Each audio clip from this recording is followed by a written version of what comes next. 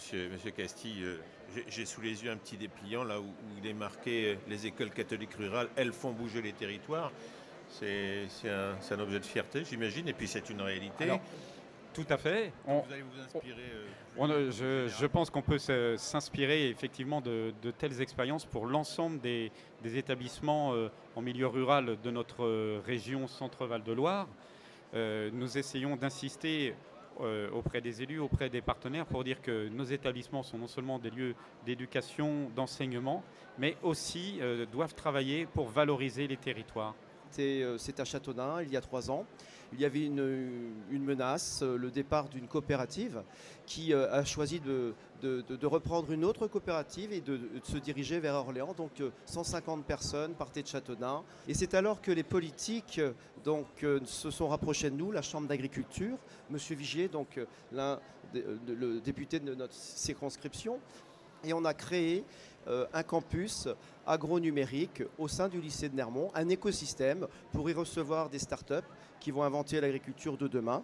Et en parallèle, nous avons restructuré notre établissement puisqu'on y a accueilli un collège, donc le collège Sainte-Cécile, et on a pu aussi mettre en place de nouvelles salles, toutes récentes, toutes modernes, pour un enseignement de qualité en agriculture.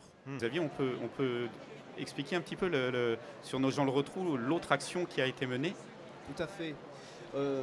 Donc Nos Gens le Retrou, c'est le projet Perche Digital et je crois qu'on le doit avant tout à 2 personnes qui se sont rencontrées et qui ont croisé ces idées. C'est Laure et Madame Camus qui à l'époque dirigeait le site de Nos Gens le Retrou. Nos Gens le Retrou est spécialisé sur les services à la personne. Sur le territoire de Nos Gens le Retrou dans le Perche, il y a beaucoup de personnes âgées. En fait, c'est un territoire qui est vieillissant. Et ces jeunes, il y avait du sens à ce qu'on les mette en relation tout de suite avec les personnes âgées, qu'elles apprennent à discuter avec elles, à s'occuper avec elles sur un projet en fait qui était l'accompagnement au numérique. Et cet échange-là, avec aussi un formateur qui pouvait accompagner ces jeunes sur la compréhension des démarches administratives, c'est-à-dire qu'il y a aussi le fond de ce sujet-là, c'est un projet qui a remarquablement bien fonctionné sur le territoire. On répond aux attentes des territoires et donc à ce que peut attendre un territoire rural par rapport à son bassin de vie, à son bassin d'emploi, etc.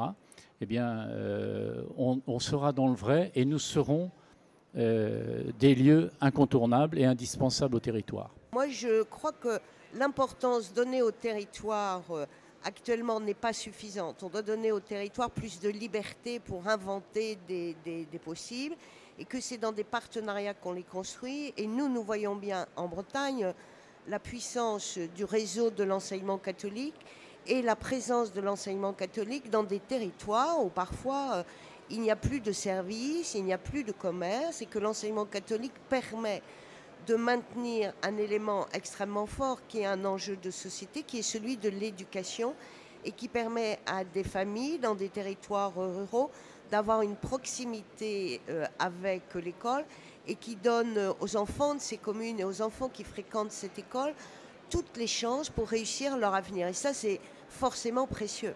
Il faut faire attention à la France à 2 vitesses. Christophe Guilly décrit si intelligemment.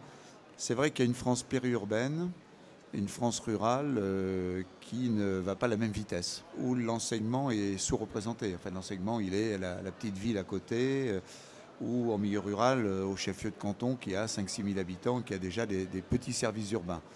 Donc il faut faire très attention à ce qu'on organise bien le transport des élèves, qu'on organise bien les activités pour que les élèves qui ne sont pas dans l'hypercentre puissent faire comme les autres, des activités intellectuelles, des activités sportives, des activités culturelles. Il faut vraiment s'assurer que le maillage territorial reste important. Alors c'est une question pas simple pour l'enseignement privé en général et catholique en particulier, parce qu'il y a aussi des contraintes évidemment de nature financière. Mais lorsque, par exemple, on est amené, pour des raisons démographiques, à un moment donné, à fermer un établissement, en fait, ça pose tout de même la question, si vous avez un établissement de 150 élèves, où vont aller ces élèves par la suite. Donc il y a aussi ces questions-là, elles se posent pour le privé et pour le public, mais je pense qu'elles ont une certaine acuité dans la mesure où il faut quand même s'assurer d'une certaine proximité du service public et le privé sous contrat, c'est aussi un service public éducatif.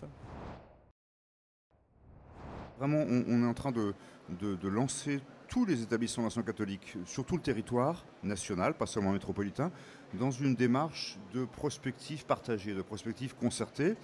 Pas la prospective de chaque établissement pour lui tout seul, mais dans une logique de partage et de construction à toutes les échelles territoriales d'une vision de l'avenir. Ça veut dire que de manière très pragmatique, vous devez en permanence de regarder un établissement en vous disant celui-là, il faut le développer, celui-là, il faut le maintenir juste, et celui-là, peut-être qu'il faudrait penser à ne pas le maintenir. Alors oui, tout à fait, mais surtout pas dans une pure et simple logique de rationalité économique. La tentation pourrait être de se dire, là, il n'y a plus d'élèves, il n'y a plus de, entre guillemets, recettes, le seuil de viabilité économique est dépassé, on ferme. Pour moi, ce n'est pas un critère pertinent, c'est un paramètre à prendre en compte, mais ce n'est pas un critère déterminant. Le critère déterminant, c'est vraiment celui de l'utilité d'un établissement. Est-ce que cet établissement, nous considérons de manière collégiale qu'il apporte un service là où il est, même s'il n'y a pas beaucoup d'enfants ou pas beaucoup de jeunes, même si les critères de viabilité économique ne sont pas respectés, si nous considérons qu'il apporte un véritable service au territoire, aux familles, aux enfants, aux jeunes, alors il nous faut mettre en œuvre des mécanismes de solidarité pour le maintenir en l'état.